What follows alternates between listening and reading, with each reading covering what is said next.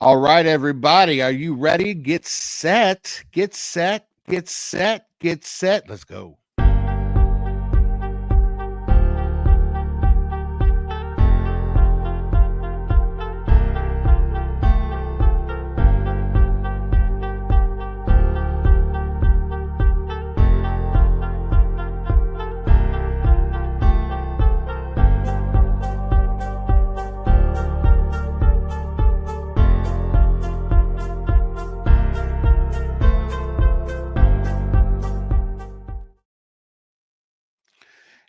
Good morning, everyone, or good afternoon, however you're seeing this, wherever and whenever you're seeing this. I hope you're having a wonderful, wonderful day. Welcome once again to another edition, another installment of Work Your Career Wednesday. As always, I'm Bradley Clark, thrilled, honored, and blessed that you decided to tune in and join us today. And my goodness, we have an incredible show today.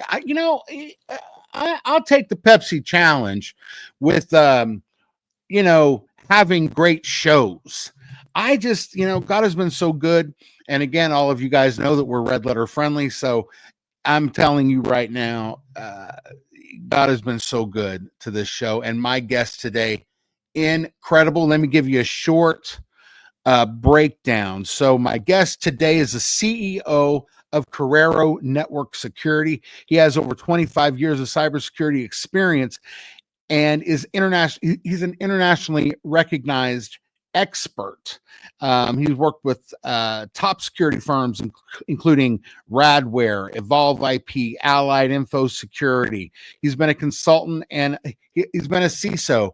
A CISO is the most thankless job in the C-suite. Like, it really is. One of the most it's just thankless. But we're thankful for Carl. Oh, I let the cat out of the bag. If you recognize Carl, he has been everywhere. He's been on Fox Business, CNN, Bloomberg. His insights on cyber threats and security solutions are frequently published in outlets like the New York Times, the Wall Street Journal, and The Hill. He is a member of the intelligence community. He brings a wealth of knowledge, and we are so thrilled, honored, and blessed to have him. Please make welcome my friend and just an all-around amazing guy, Carl Herberger. Oh, God. Carl! Bradley, that's quite the introduction. I think I owe you $20. I think you made it over the line. Thank you for that. I was only charging $15. Well, I give you the extra. Thank you very much. I appreciate it. Wish my father was still around to have heard that. Well, I tell you, he just might be. I mean, I think I don't know how that works, but I would like to think they get messages, God Right. lets them have email. I don't know. Well, happy President's Day, Bradley. Happy President's Day. Just now for transparency purposes, we've already done a show, and my audio was so terrible, and I didn't understand why. You could hear it on your end, I couldn't hear it on mine. And when we got back, it was just, I was telling you earlier, just heart sank. My heart's this big, and I'm so excited. I'm telling everybody, and then I go to cut it, and it was terrible. So thanks so much for taking some time today to join us here on Work Your Career Wednesday. That's right. That's right. So I gave you a quick intro. Let's go through some things. I don't know, where should we start? And I know we've already gotten to know each other because we already had a good hour and a half chat. And but if you'd like to go through some of those brief discussions again, we can. And I really enjoyed so much of that. I very rarely get to discuss things that are outside of my domain of cybersecurity. So it was really just a beautiful chat. Well, I got so much out of it. I really did. And the thing is people don't understand that being in the C-suite, and particularly, you kind of think of it as, like the chairman of the Joint Chiefs, right? and then he leads other joint chiefs, Yeah. right? Yeah. Or you can think of it as the president and he has his cabinet, but everybody has a pivotal role. But I don't think people understand the enormity and the complexity of being a CEO, particularly one for a publicly traded company. And what I love about what you're doing there is, there's all of this, and I think we're beyond it now. I think it's over, where we have to be careful about what we say, because if we say something that's, and I'm not saying that you shouldn't be cognizant, I guess, of different things, but being a CEO is so hard in and of itself. And then you have this added layer of, I don't know, social, Yeah. and Well, what you're doing is just amazing. And, you are leading from the front, and just really incredible. If you don't mind, tell us about that. Like, what is it like being a CEO literally for everybody? well, not for, well, I mean, it's a CEO for No, but you kind know what of I'm saying? Here's where I yeah. say that, and let me clarify that, because, and I talked to Corey Jackson about this. He's the CEO of Quirks, and I asked him how and this is kind of where I'm going. How do you Mhm. navigate different opinions, right? Like all of these, and when I say different, it wasn't so far it's not it's in the recent past that we were so worried about, things and subjects that would be in and of themselves would be considered a little odd. But now I feel like it's different. I feel Yeah. like what Corey said, he's like, you know what? We stay on mission, and that's what differentiates us from a lot of other companies. And that's what I think you're doing, is you're having your people stay on mission rather than a mission from outside sources.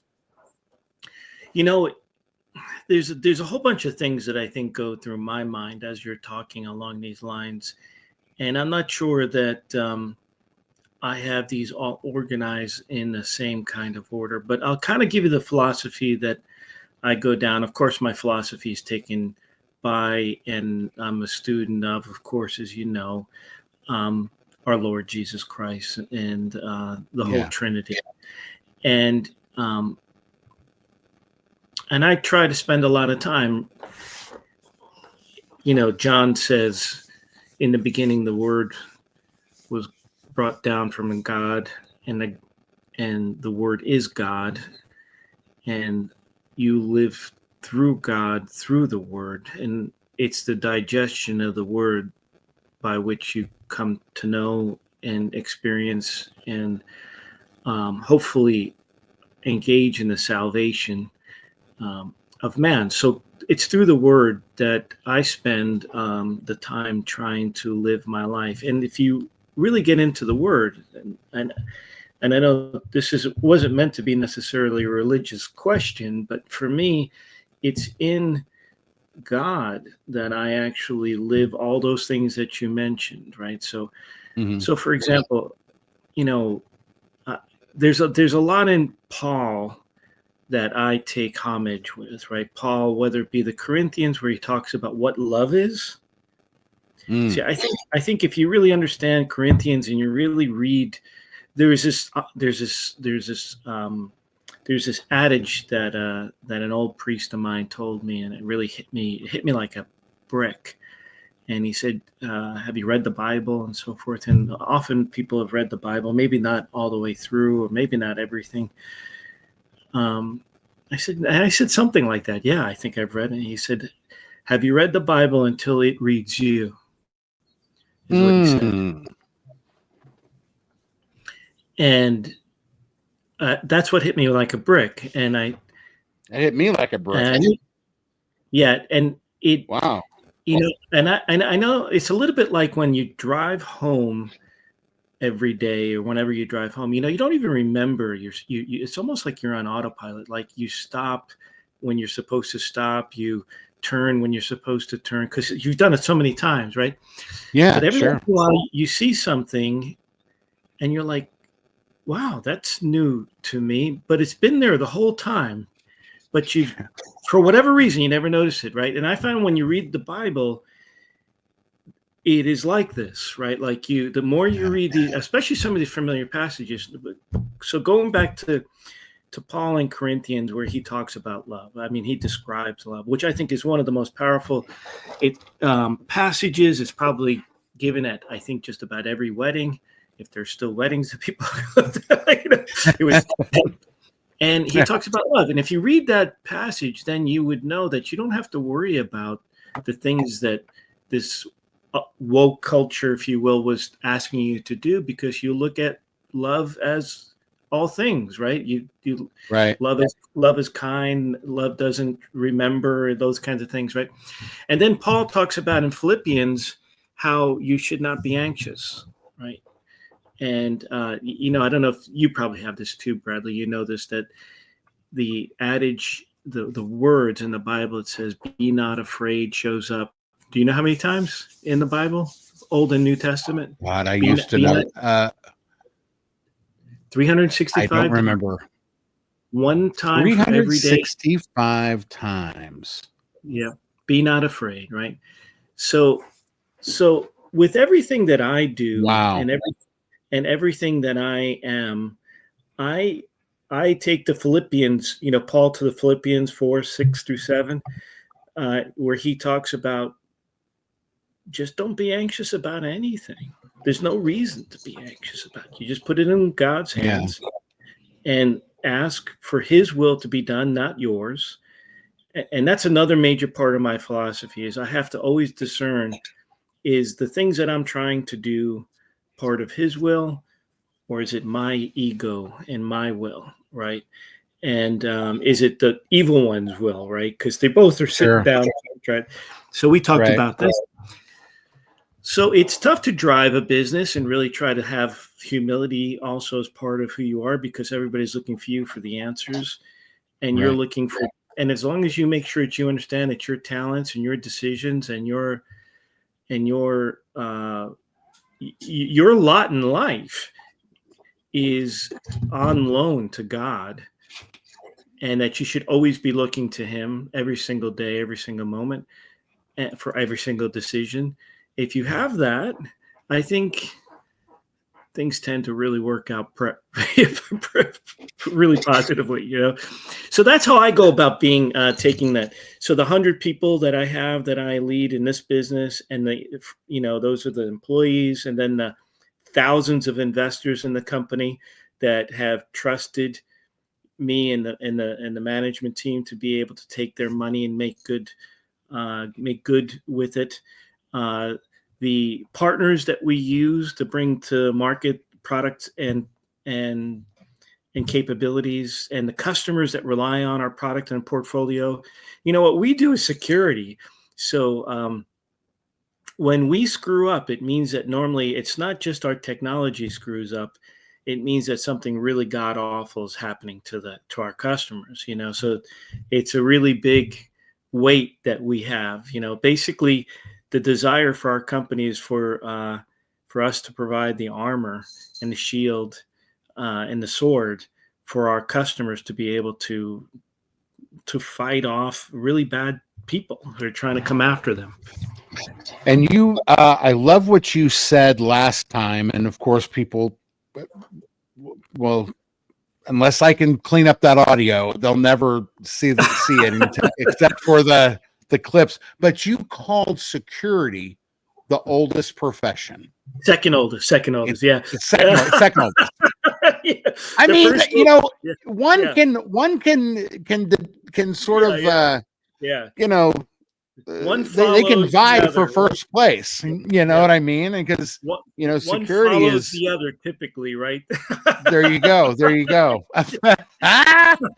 Like quite literally in some cases. Yeah.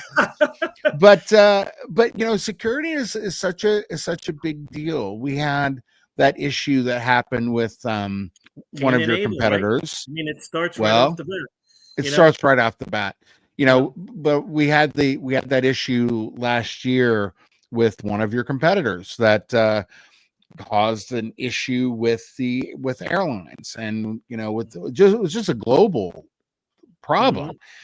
And it's funny, security is not insurance.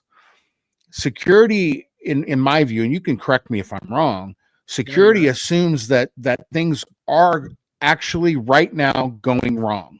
Yeah, that's people right. are coming after your data. People are coming after you. People, you know what I'm saying? So what I've noticed about security people is that they're always so laid back. And a really good friend of mine, his name was John Grisham, and I tease him all the time about his name, because right. But you know what I mean?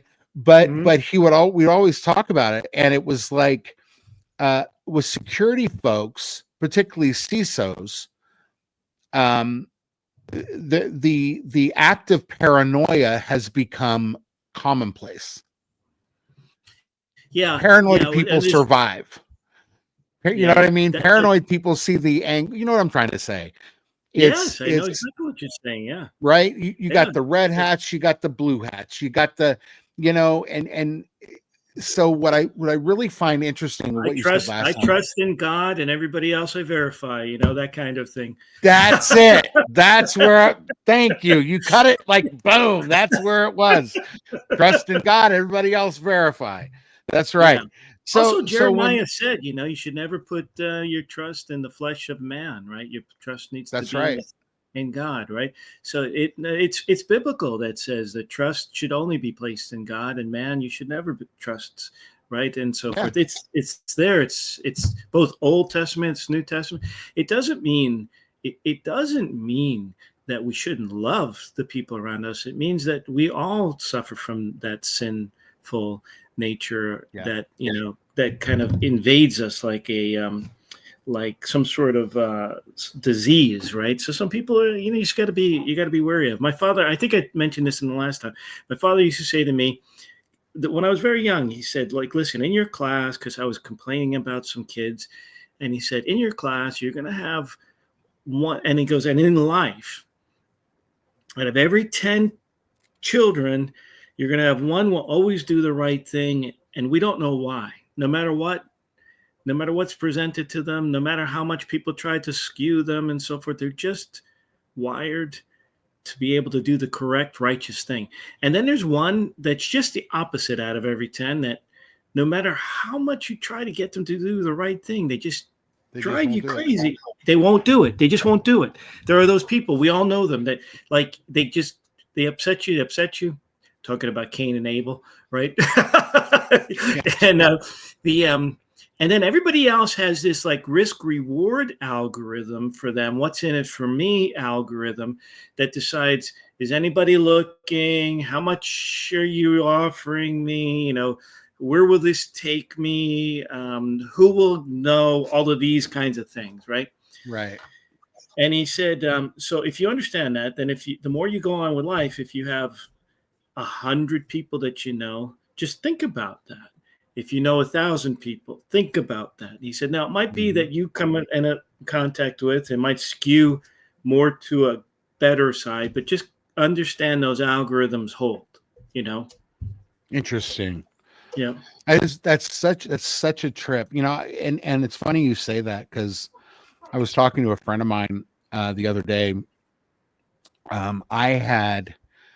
I don't know what they call it, but I was on TikTok, and it was this person that I really appreciate what she does.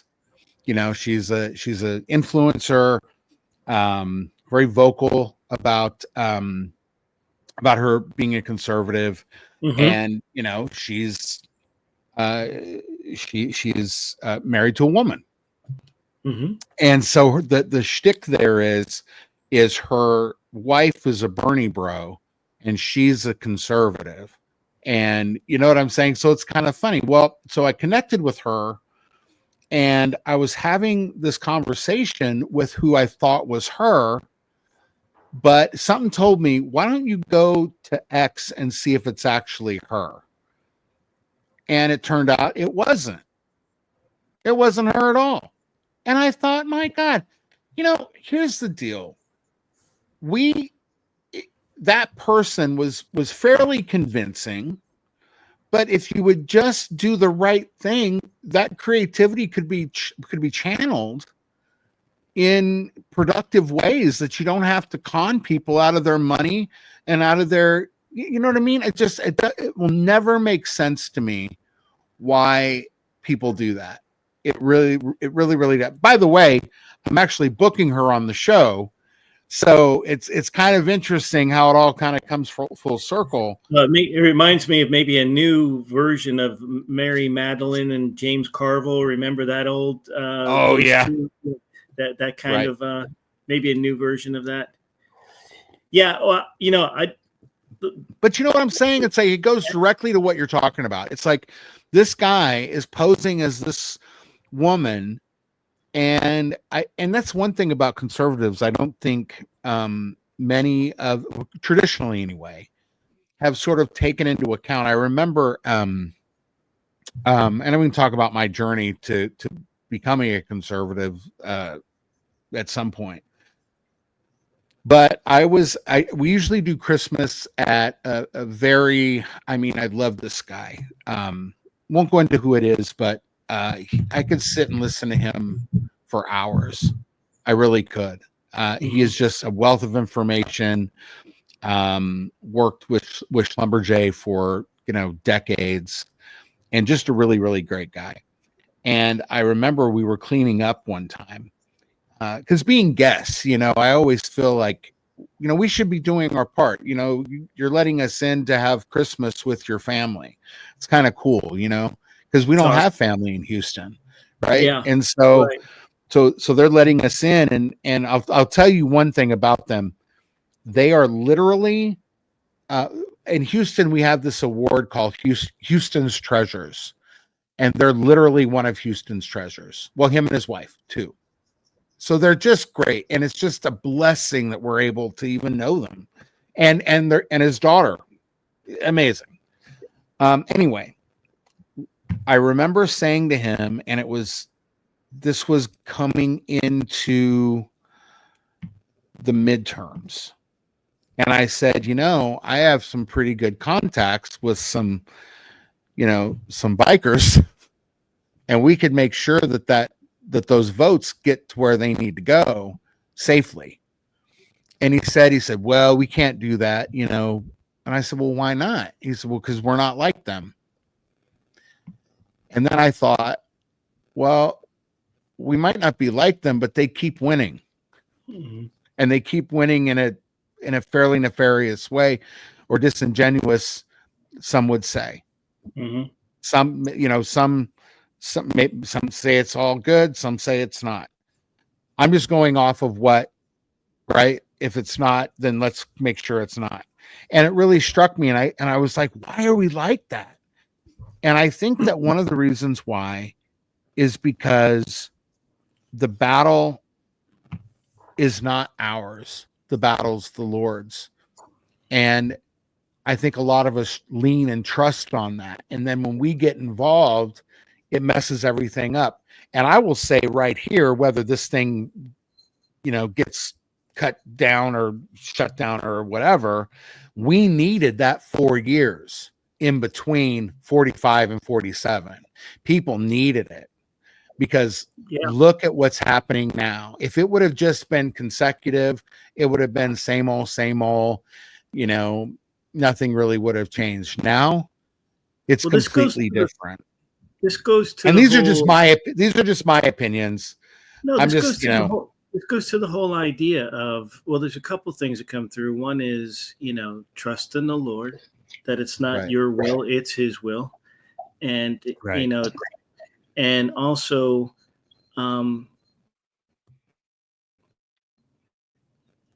we're all of one body, right? Everybody on this world is of one body. Some people are more tainted by sin than others and have a longer journey probably to get themselves sanctified and so forth, right?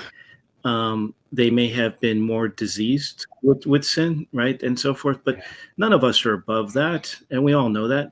So like I try not to view the world as, I think that the devil, the evil one, tries to divide us as much as possible and as much as he can. And he tries to bring wrath on the earth, and he tries to bring a lot Confusion. a lot of, he's just very good at being able to get at us through temptations, right? Those kinds of things, right? The temptation of whatever it is, greed, lust, there's all, it's even whatever it is, even sloth, right? And so forth, all of them. So yeah, the journey that we're on is what I trust was the journey that we're meant to be on. And I think you're right that we are constantly, unfortunately, have to be reminded about why turning to the Lord brings you joy. There's no actually unleashing of joy without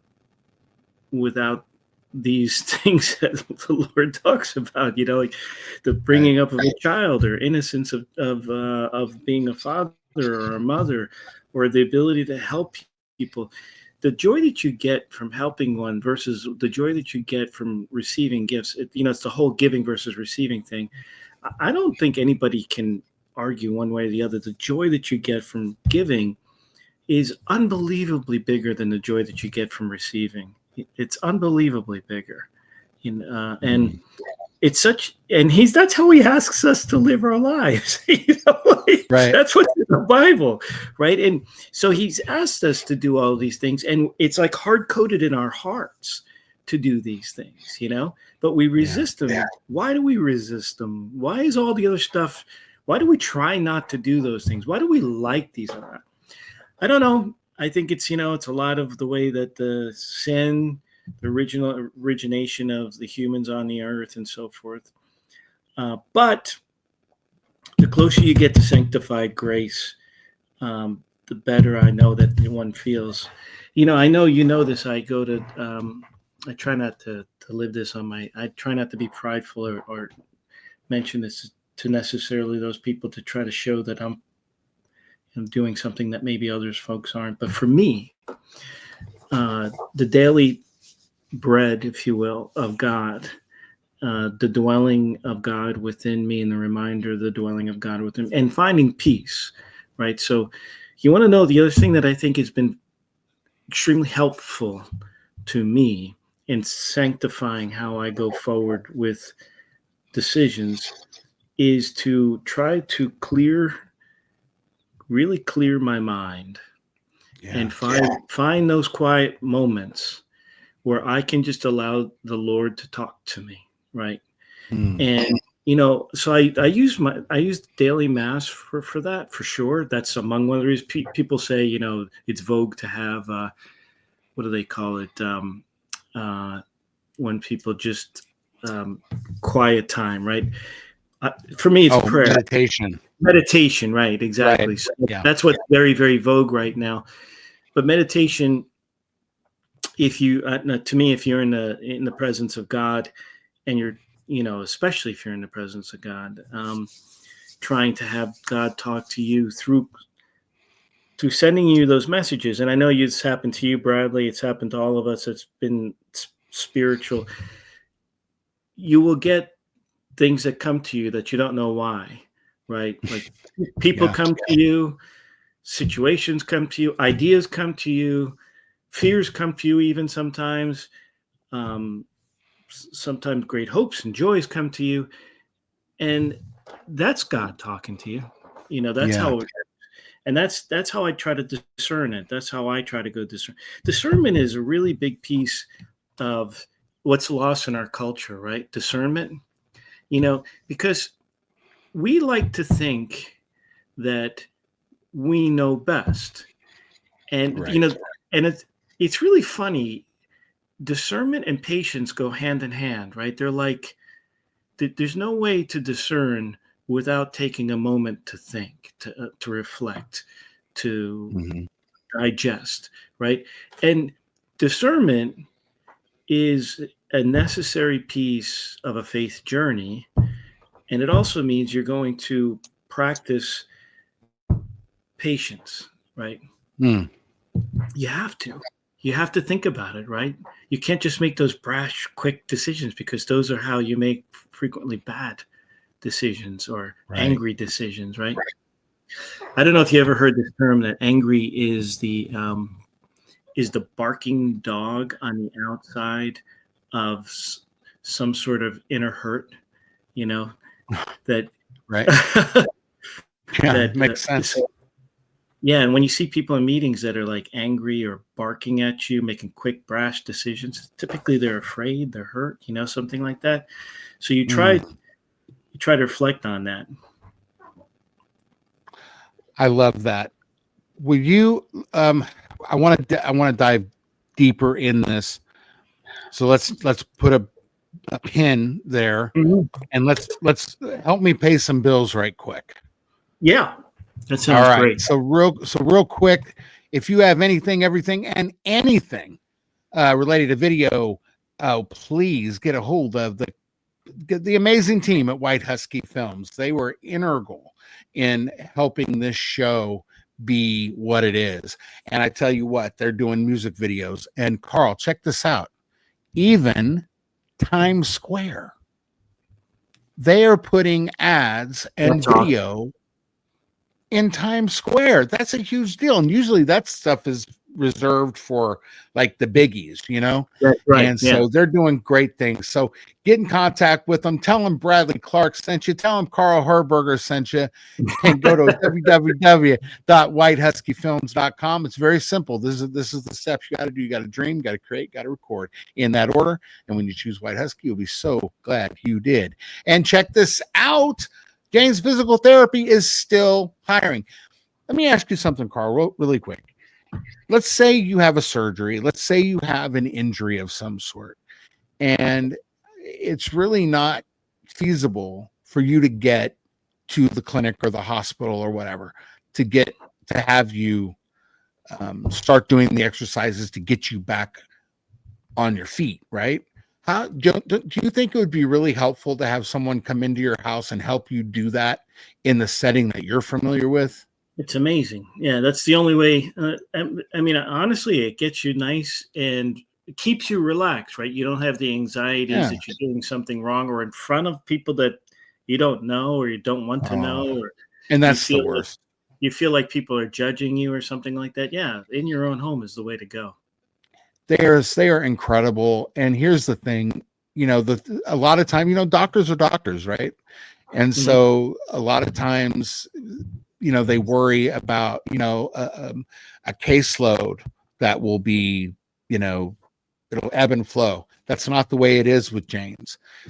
They are connected to the biggest hospital system in Louisiana, and they cover almost all of Louisiana.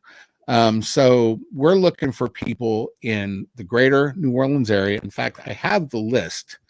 And what's really cool is that JPT is just growing by leaps and bounds. So this is who we're looking for real quick. Updated positions is 2 to 3 DPTs for the greater NOLA, East Bank, and West Bank. So Jefferson and Orleans parishes. I need one physical therapist for North Shore, and that's Hammond, Ponchatoula areas. And then one PT. Now, check this out for Lafayette. What's cool about that is that Crowley and Jennings, when I drive from Houston to Baton Rouge, I stop in that town because there is a place called A Bears, and they're a crackling place, but they make the best sandwiches. They have the best. They make their own seasoning. Like, it's Wow. really great, and the people there are incredible, and it's truly Louisiana. Like, I think it's think you used to know, Bradley. I used to fly B-52s, and although I was never stationed in Louisiana, there's a big B-52 base in Shreveport, right? there it And is. Yep. yeah, so I know exactly what you're talking about. Nothing like eating crawdads and and throwing them in the middle of the table in the hole that's in the middle of the table, right? Oh, shut the front door. It's so good. Oh, good old crawfish bowl. I tell you. Well, and so it's really great. And we're looking for a PT there to do about 10 to 15 visits a week. And also I need a occupational therapist to do 10 to 15. So get in touch with me. Guess who you're going to be talking to? Yours truly. And we're going to get you set up. We don't have time for fluff. We don't have time for anything else but getting you on the path. And here's the other thing. I don't want you worrying about paying the car payment. I don't know, the student loan. Because, Carl, we're looking for people that have 0 to 5 years. We want to train them in the JPT way. That's great. So we're going to universities. We're going to St. Aug, we're going to FRANU, LSU, for career fairs. We're doing lunch and learns. But, we don't want you worrying about that. I want you worrying about our patients. So I'll take the Pepsi challenge with any other healthcare system that are trying to get that are really trying to hire you. Come work with us and change your life as you change the lives of every patient you touch. So get in contact with me, 713-364-8777. And I'm sorry, Puente Coffee, I didn't get to you sooner, so it'll be an honorable mention. Puente Coffee, where is your thing here? Is that it? Puente Coffee in Austin, Texas. Go to their Instagram at Puente Coffee Co. Go to puentecoffeeco.com. They are amazing. They are so good. Relationship with them has been wonderful. And I'm sorry. JPT took up all of your time. We'll get to We're not quite at final thoughts yet. Sorry about that. So, Carl, you are amazing. Thanks so much for doing that. I really, really appreciate it. No, my pleasure, Bradley. I could tell you've been doing it for a while. Well, I love, the people that God has brought in to do this show have been vast. And it's been varied. But, we always say, if you're going to be successful, do what successful people do. And the one, what the one constant is? God. That is the one constant. It doesn't matter if it's law. It doesn't matter if it's recruiting. It doesn't matter if it's. Did you see who the coach of the Eagles was? The very first person he thanked when the game was over. And people make fun of that because it's like, oh, everybody says that. No, but everybody's saying it because that's their life path. No, not everybody. They're saying it for a reason. No, but you know what I'm saying. You know what I know, but you can also tell when it really is true. Like when it's trite, when it's hurts, and it's over and over and over again. Once you really understand it, that's another piece that I think people really don't get, is that they believe that they control everything, that they are in control, that they have the ability to control everything, and when people get that, that's the devil's workshop, right? That's, they wag their finger. If they're wagging their finger right off the bat, I can tell you that you think it's your will. It's not, right? If somebody's wagging their finger back at you, it's that's also very, very bad, right? It means that there's lots of things that are going bad on that. So if you're so pridefully righteous that you think that in all circumstances, So, yeah.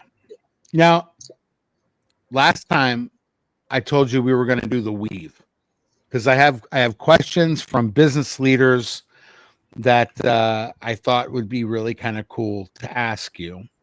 Great. And so let's get through this segment because I want to talk more about God. Anyway, that's just me. Mm-hmm.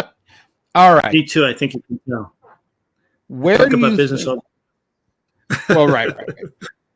Where do you think?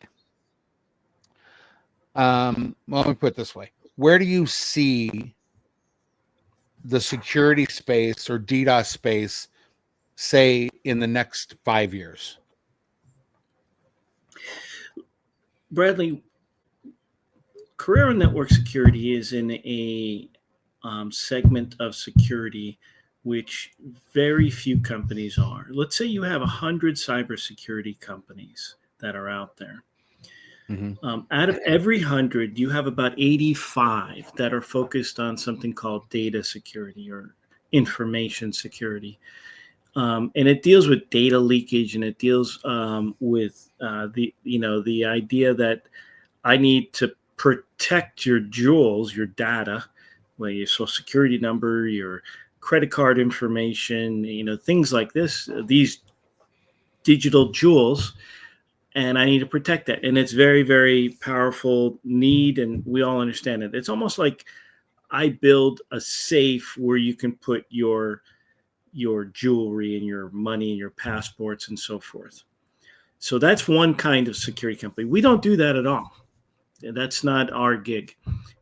So the other 15 companies out of that 100 do something. They do different things, and half of them do what is called encryption, or they make data.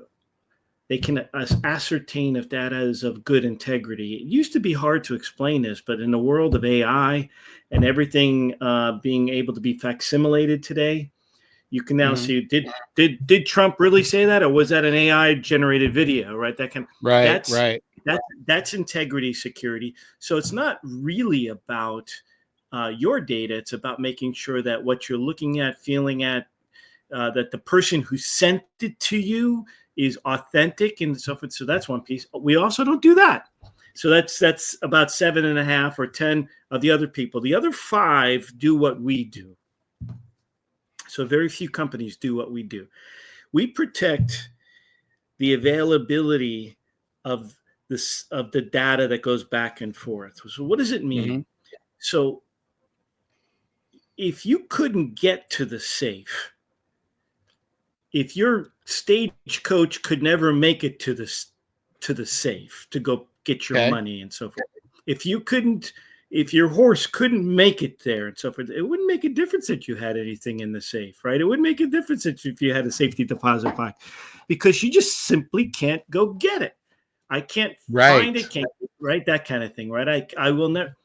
So in a digital world, what we do is we make sure that the service is always available to the customer, right?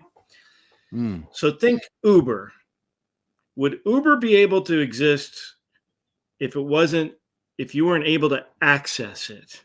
The answer is no. Netflix, Angel Studios, no, right? Would even Amazon exist if you couldn't exist? No, absolutely not. Could you actually get to the internet if it wasn't available and so forth, right? So this notion of availability security or service availability, it's often called anti-DDoS, distributed denial of service attacks, but it's broader than that. And the reason why so few companies do what we do is because it's hard. It's really hard, right? And I'm not joking about that. Like, what makes it hard?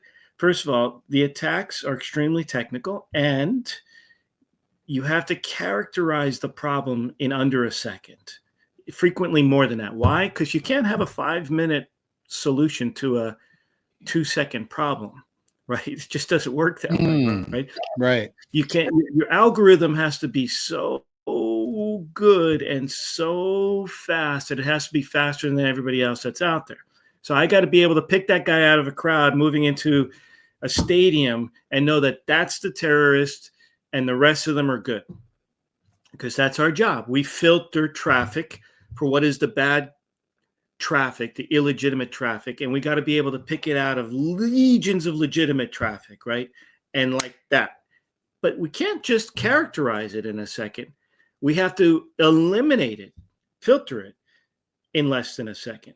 So we not only need to characterize it, we must also be able to characterize it and eliminate it, because characterizing it is detection.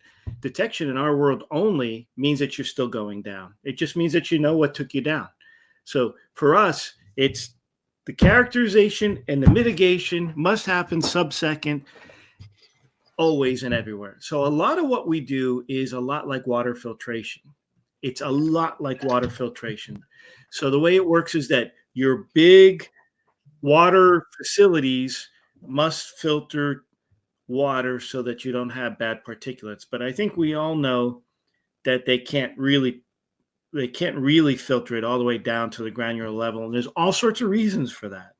They have to get to a compliant level, which we hope is good enough, right? And then we also know, think Flint, Michigan, think many other areas around the world, that doesn't mean that your water is safe to drink, right? Because of all sorts of reasons. The pipes that you use, the house that you live in, bad guys like to get in between the water system and your faucet and so forth. So we've got to the point in this country and in most countries where we realize, you know what, you probably should be also filtering the water from your tap, or you should be buying filtered water, or your refrigerator should be filtering and so forth, right? And we know that the filters at home can be much more granular and can actually remove all the particulates. So what we do is we provide the filtration for your service so that you don't have leakage of bad guys trying to take you down. And what can take you down do? Loss of revenue, loss of the service, loss of quality. It can actually, in some scenarios, cause you from actually winning. What do I mean? Like, there's lots of games and trading and betting scenarios where people use DDoS attacks and so forth to win and so forth. It can also think about what 30 seconds means during the Super Bowl. 30 seconds in the U.S. in the Super Bowl is $8 million. Amazing. Yeah. That's what we do is our game is to, when somebody subscribes to us, is to deploy technology that allows you to stay up and always available. Now, here's the amazing thing. You mentioned insurance earlier, Bradley, and I totally agree with you. Insurance is an instrument, but does not mean that you're not going to be harmed or irreparably harmed. Think about you still lock your car and you have car insurance. So 1,000%. do you like your car because you think that car insurance is good enough? Right. Insurance is typically is a financial instrument, right? It's not right. It will give you some restitution with finances, but it doesn't give you operationally or security restitution. And in our world, if you go down as a company, and most companies these days require the internet to be up and alive as a company. They have an app. You just take a look. Could American Airlines exist without their app? Could Charles Schwab exist without their app, as an example, right? I mean, you can go over and over and over again. So this idea of service availability, this is the strangest thing about this world. It's almost like oxygen to a business. They must have this availability to survive, but they can get it from nobody. They can get it from nobody except for private companies that make security tools to ensure their availability. In other words, they can't get it from police. They can't get it from politicians. They can't get it from the military. They can't get it from their industry. They can't consort a bunch of companies together and get it in their industry. They can't get it from trade agreements or from compliance agreements and so forth. They can only get it while actually contracting with one of about 5 companies that make technology to do this. You can't tell this is what you can tell. I get quite passionate about this topic. No, and I love it. And I was actually, while you were talking, I was texting you to stay right where you're sitting. Right? You know what I mean? Like stay right, like try to stay right there in the center of the camera. So when we cut this, it's going to be great. I'm animated. You were all in the over. middle of it. Yeah. You were right in the middle of it. And I was like, please, I'm just going to text him. Yeah. Is that why? Because so many texts during the day that I don't even recognize them when I'm in Don't the even middle recognize them. So you came from Radware. Now, Radware did a very similar thing. And also, I want the audience to know, you were creating things that like years ago, 10 years ago, that suddenly now companies are using, right? Like you invented solutions for problems that hadn't been invented yet. So I want people to understand sort of the enormity of what you're talking about. You were in the Air Force, you worked at the Air Force. I mean, if somebody could get into the Air Force data, that's a very, very big deal, you know. And so you came from Radware. Is that because the next question is going to be why Corero? Yeah, right. It's Is great. that why? Well, Radware, I spent 10 years at Radware, and it was definitely an innovative company. And I would say whenever you come to market with a set of products, as you know, it's a cast of characters that look at the problem and how we can drive a solution in the marketplace. And you're right that Radware, and I did own the whole security portfolio, did launch the first of many technologies in the marketplace. Some of them that come quickly to mind are there is an SSL DDoS solution, a solution designed for those things that were encapsulated or encrypted, which was not in the marketplace prior. We helped drive this idea of hybrid filtration systems and messaging between filtration systems, which was not in the marketplace prior. And we can talk more and more about a lot of these technologies. So you're right. I'm humbled by how you position it, but we have been best of breed in a bunch of different areas. But I have to tell you, most of that comes not from us sitting around a table in a hubris way saying, boy, I wonder if. Most of it is somebody laboring out there under an attack by a bad guy that they typically do a good job of figuring out how to get under the covers of things. Right. And in those labors, in those pains, in those surrenders, they say something to us that says something like, do you have anything that I can use to solve this problem? Right. That kind of thing. And we will catalog those cries for help, to be honest with you. Right. And we try to drive solutions out of them. So that's how most of those came to be. So what about Corero? Corero has something extremely special about it. It has a number of very unique special things about it. But the most unique technical attribute about it has nothing to do with me. It was here before me, and it's one of the reasons why I'm here, is that they figured out a way to be able to do this filtration system ephemerally. So it's a big word. In the tech space, it means something very specific.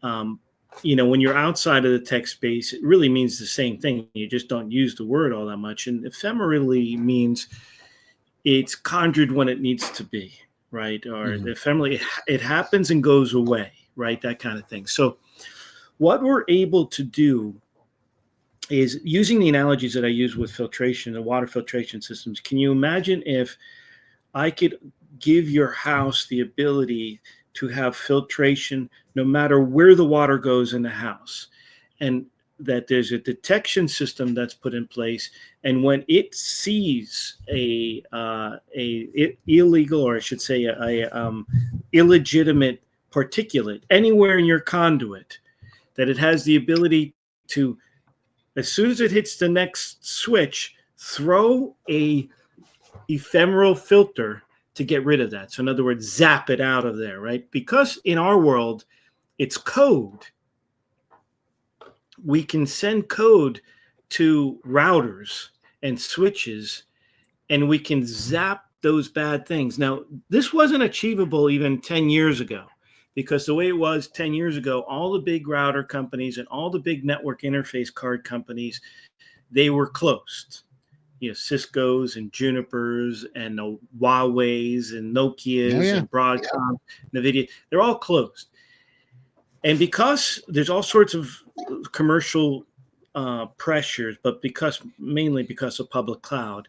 But regardless why, today they're all of them have the ability to program their routing switches and their routers, as well as the network interface cards. In fact, one of the reasons why NVIDIA is one of the most valued companies in the world is because not only can you program their switches and their network interface cards, is that they have tremendous tech on top of that, AI tech on top of that, that can make all sorts of decisions that you don't need the network to do. Anyway, so the long story short is we can sit over almost like a godlike technology, see the problem in your network with illegitimate traffic, and then know where it's routing to, send commands to those routers, and we know what kind of vendor you have. We know what kind of capability that router has.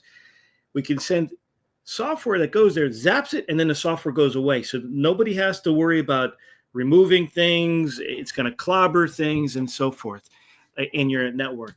This allowing your network to detect, allowing your network to self-heal, not needing specialized equipment outside of this software, not needing specialized people to know how to move traffic and water around to be able to filter it properly. This is a amazing, challenging technology to an incumbent field of old technology that is now decaying. So that's why I'm at Corero. There's many other reasons why what we do is really, really special. Just said another way, we do it faster. It results often in 50% less costs because you're not buying specialized equipment and you're not doing specialized operational procedures. And it makes it more extensible. So in other words, you get in this scenario, it's almost like the camera on your phone, right? Like, when before you had the camera on your phone, you would have to take a camera with you, which meant you did that very infrequently.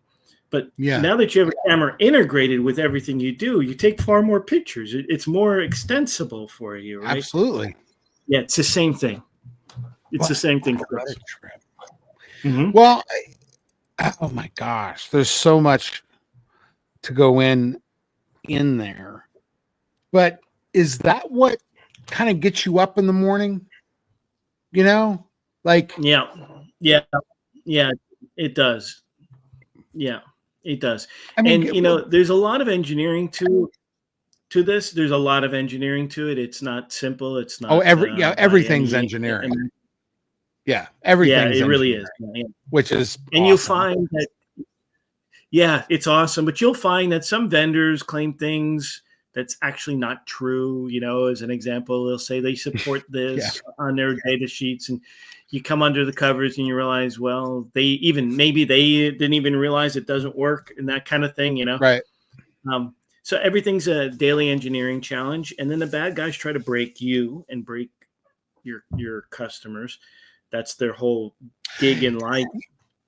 You know what I really find interesting about you, particularly being the CEO of Corero, is that you have experience in the intelligence community. Yeah. You've seen the pictures, you've seen the video, you've seen bad actors, and you've seen what they're capable of. I will roll the dice, and I will say I'll say 80% certainty that maybe other CEOs, and forgive me, this is just me saying it, I'm not blowing smoke here, but when you think about it, there's not a whole lot of CEOs that have that inside baseball experience. They get it peripherally. You can't be a Cisco. You can't even be a Zuckerberg without seeing some of the awful things that people have done and do. You know what I mean? Yep. But you were in it. Like, you were in the intelligence community, and I wonder, and you'll know what I mean by this. And I said this the last one, and it's kind of a quote that when people see me and they don't understand why I'm trying to tell people they're awesome all the time and encourage them, and I'm that guy, you'll never understand the amount of violence it takes to make a man this gentle. Oh, wow. It's a really nice, powerful. It's a really nice, powerful quote. That's really nice, powerful quote. You know, when That's people really look nice. at you and when you talk about your faith and you talk about how God leads you and you've seen what happens when there is no moral compass. You know, if you want to look at God as just that, I mean, we know he's living, powerful. He created everything that lives, breathes, moves, and has its being. We know that. He is our moral compass. I mean, he calls us sheep, and we are sheep, right? We can't possibly That's imagine right. how stupid we are compared to him. You know? And you have seen the wolves. Yeah, I think we all have. Maybe we haven't recognized them. Maybe the wolf hasn't turns his eye on. Listen, I spent 6 years. I have about a 10-year career as a U.S. Air Force officer. 6 years flying B-52s. I flew over 2,000, I think 2,200 hours. If you do the math, it's about one full year in the air. And it's incredible. Yeah, there was a lot there, including B-52 is a weapon of war.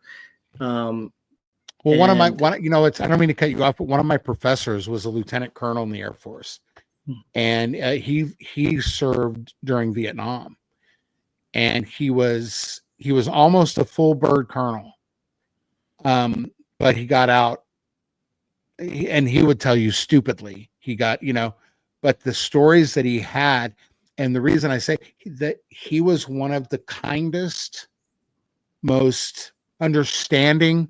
He led with love, the kind of love that you read about in Corinthians. He led with that. And it's so funny because I see a lot of him in you. Oh, that's beautiful. Well, thank you for that. I'll wear that. But I got sent to the Pentagon. A long story, but I can tell you, this is another great example of where you got to make sure you understand that it's not that you had to put it in God's hands. But long story, but I got orders when I was deployed over in Spain to go to the Pentagon from an old commander that was in the Pentagon, and they were starting this new charter information warfare unit in the Pentagon at headquarters level. It was the first time they had actually computer warfare, information warfare at headquarters, Air Force, and this was in the mid-90s. And I was pulled out of the cockpit kicking and screaming because all I ever wanted to do was fly planes, really. That's all I ever wanted. And kicking and screaming, the last thing I wanted to do was put on a real Air Force uniform and go to the puzzle house. I was a captain, so I knew that I'd be basically pouring coffee for most of my tenure that was there. Just felt like it was not what and who I wanted to be. But you know what, Bradley? It changed my life on almost all levels positively, right? I learned about computer warfare. I learned about, the intelligence community. I was afforded a lot of training in a lot of training agencies that I wouldn't have never have had prior. I got a good flavor for how those things kind of come together and the sausage is made and how it's supposed to be made. And it's not pretty. No, it's really not. Actually, to be honest with you, it's among one of the reasons why I'm out of the military. There's a few reasons, but that's one of them, right? Yeah. Oh no, did we lose? Let me tell you what's been going on with Carl and his connection. There's a real reason that we can say the powers that be, right?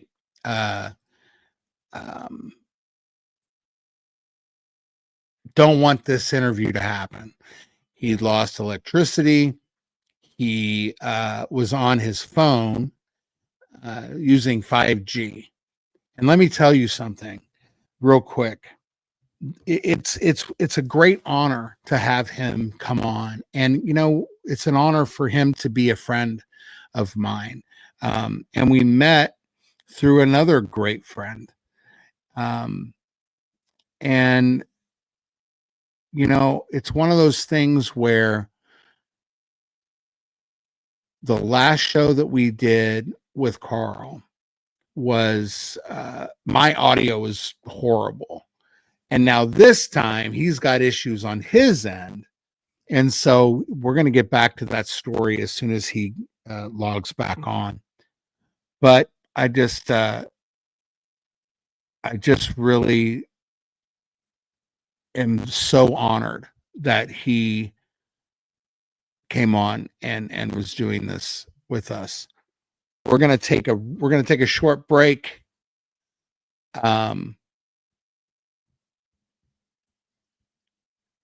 He just texted me. He said as he's logging back on. We're going to take a short break. Don't go anywhere. We will be right back. Okay, guys, we are back. I'm like I said in the last segment, there are forces trying to make this thing not happen, and we're not allowing it. Now you were saying that, and we don't have a whole lot of time, but you were saying that you got out of the military partly because of what you had seen, and so people get corrupted, right? And you know, so in institutions, especially when you have powerful institutions, you can see a lot of corruption, and you know, it's just sometimes you don't have the luxuries that you still have to live around it. But if you can opt to be not around it, that's great, you know. So I saw the corruption even in the late 90s. Oh, well, Carl, real quick, and I think, you know, part of the, you know, the show, you know, it's about careers, but really it's about what makes us all tick, you know. Mm-hmm. Yeah. And what I think would be really wonderful is to talk about what you look for when you hire folks. What are the things that you look for beyond experience, you know, because everything can be taught, right? Mm-hmm. What is it that you look for when you hire someone? Three things, right? So the first thing is they want to be a great person. They want to leave this life in a better way than when they entered this life. They want to be better with the people around them. They want to be giving to the people around them. They want to contribute to the people around them. So they want to be better. Second, they have a way. You know, I think, you know, I speak German. I also grew up in Germany. And there's this word in German that I really, really like that doesn't have a very good translation. In German, it's called fleißig. And fleißig means that not only the best word you can use in English is industrious, but it doesn't mean this. It means that I can see work that needs to be done, and then I go and do that work really well, right? So I don't need to you don't need to explain something to somebody. They can see it, they know how to do it, and then they do it well, right? So this idea, so they want to be a good person, and they're self-guided in the way that they go about. They don't need to have a lot of energy. They don't need to have a lot of direction. They don't need to have a lot of, frankly, reinforcement in what they do. They just know how to go about doing that. And the third thing is they know that they don't win alone. That this world is not about being alone, right? And you can't succeed alone. You succeed only together. You lose alone, right? So when somebody's really about themselves and they think that they are the purveyor of nothing but righteousness and good, and they don't understand the rest of the people around them, and that the Lord has put these souls into these people around them for reasons. So when you win alone, you win together, you lose alone, right? You lose alone. That's right. And if I see somebody that really believes that they're an individual in every single aspect, but all of those other attributes that I talked about are there, that's not somebody for me, right? So it's somebody that wants to bring people in, wants to help people in the process, wants to be part of something, wants to be growing, knows that they don't know all the answers, but they're good at certain things and so forth, right? So those are the three things, you know, is that they have a desire to be better, that they know how to see work and do good work without being directed to necessarily have to do that, and they know that they have failures as part of their, but they have treasures too, and it's a community that brings everything together. Carl, I love that. And, I wish we had more time. Now, you have committed to come back, and I really appreciate that. And I can't wait to have you back. Also, there's something that I wanted to talk to you about, and we can do it offline. I want there's a panel of leaders, and I'd like to get you, Casey Janes, and Corey Jackson together. And it would be the four of us, and having this conglomeration of leaders to talk about, what guides you guys and the faith and the all of that. And so we'll talk about that offline.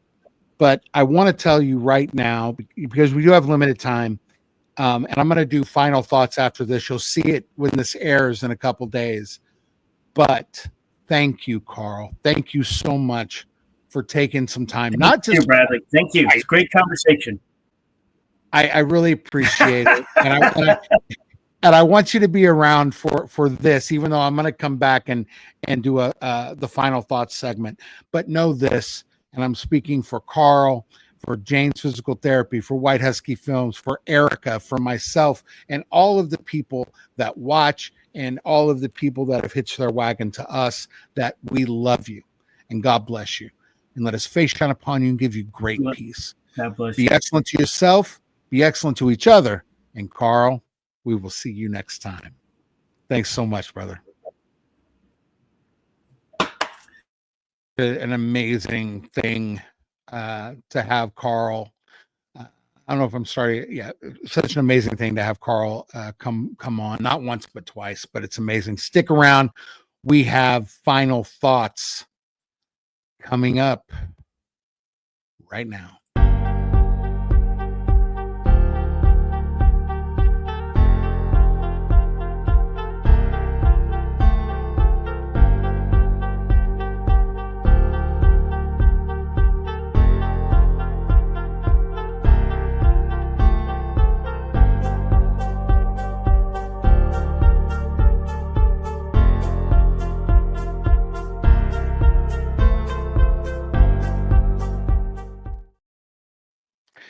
Guys, wow. So I put some of our last conversation with Carl in shorts on YouTube, and I think one on Spotify. And there's so much to that first conversation that we're going to get to that I'll include in shorts, including what we got to today. We always say on this show, if you want to be successful, do what successful people do, right? And having that faith, it's something that it's not just something that you use for peace. It's not even something that you use for leadership, right? Or for that kind of guidance. It's something that reminds us, and we're talking, if you notice, this show has had CEOs on, leaders of people, leaders of companies. People, often talk about how the evil corporation and this and that and the other thing. Carl is not a good one. He's one of the great ones. And we've had so many on: Tony Busby, Corey Jackson, Casey Janes we've had on a couple times. And the guiding principle to them and what causes them to be a great leader is really their faith walk. And so often, people that don't have it, they call it a crutch, they call it this, they call it that, and that's not what it is. It's not that God needs us. We need God. We do. I mean, it's just the way it is. And there's a peace that passes all understanding. When you're a CEO, you're brought on by a board. You're brought on by people that think you can lead this company with excellence. And oftentimes you have this sort of this weight that's on your shoulders. You're responsible for however many people in your company, and every single person in that company has a life. And if you notice what he said about people that he hires, very interesting. He said, when we win together, and when we fail alone. JFK had a great line. He said, victory has 1,000 fathers and defeat is an orphan. It's the same thing, right? But where are we when we fail? Where are we? It's a big deal. Those failures and those defeats can be crippling at times. And it's in those times where a lot of us question everything, am I really that good? Am I, and a lot of times we forget the lesson. It's really interesting. In the first time that Carl and I talked, that my audio was terrible. We talked about how in Mark chapter 8, I think it's 22, Jesus heals the blind man. So they, whoever they are, Carl said they is us, but they saw this blind man, right? And they saw these people, they saw this blind man every day, and they heard Jesus was in town. So they bring this blind man to Jesus for him to heal him. And it's very interesting what he does. Jesus takes him away from the they, right? Puts mud on his eyes. And then he said, what do you see? What's really interesting there is the guy is blind and he's seeing. And he says, I see men like trees walking. So his vision was blurry. He couldn't see much. How exciting would that be to a blind person that suddenly they can see? It might not be clear, but they can see. It's not dark anymore. But that's not what the blind man does. He says, I see men like trees walking. Jesus touches him again, and he's healed. Amazing. So you would think that the first thing he would do would be to leap, and I remember the first time I got glasses. I'll never forget it. After I got them, I went to Starbucks, and I'll never forget it. There was this guy, he was a barista, he was taking my order, and he hadn't shaved in a couple days. And I looked at him and I was like, wow. And the guy looked at me like, this guy's nuts. And I said, I'm so sorry. I just got these glasses and they're amazing. In fact, I have them somewhere. I think they're close by, but I don't want to get up and get them. And I can imagine that's how this blind man was. Fascinated by everything he saw, because his vision, he didn't stop at the blurry part. He didn't stop at the, oh, well, I can see, it's better than what I had. He said, no, touch me again. He touched him again. And then Jesus does something very interesting. He tells the guy not to tell anybody and to go home by himself.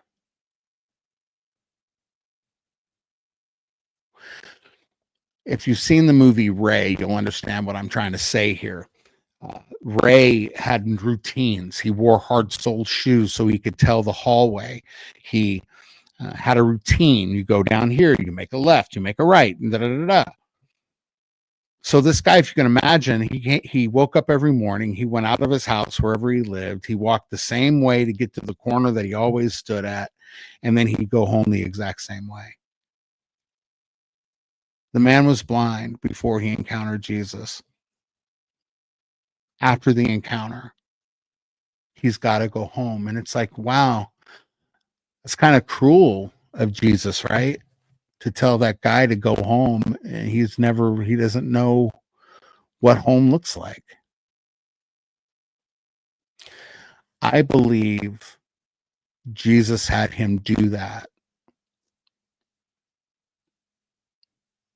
because he needed to exercise his new vision. He needed to find his way home with this new sight that he'd never had before. These new eyes. And that's what happens when any of us, if you think about it, we're all leaders of someone. We're all trying to do something with excellence. And once we get those new eyes, if we rely on the same people that brought us, sometimes that inhibits our journey. But when we go back home with the new eyes, leaning not on our own understanding, that's powerful. And when you have leaders that see the calm in the eye of the storm, Noah built the ark before the rain. Before the rain. When you can have a leader that has a peace that surpasses all understanding, I don't think you can ask for something better than that, because that forces you to have a peace and know that the victories are not our own. And if we don't learn from the defeats, we will be forced to repeat them. Guys, thank you so much for watching today. I tell you, I got so much out of Carl's story, and we didn't get to everything. He's going to come back, and I'm just so blessed that he decided to come on, and he's coming on again. So, guys, know this again, that I love you and God bless you. Let his face shine upon you and give you great peace. Be excellent to yourself and each other, and we will see you next week. All right, guys.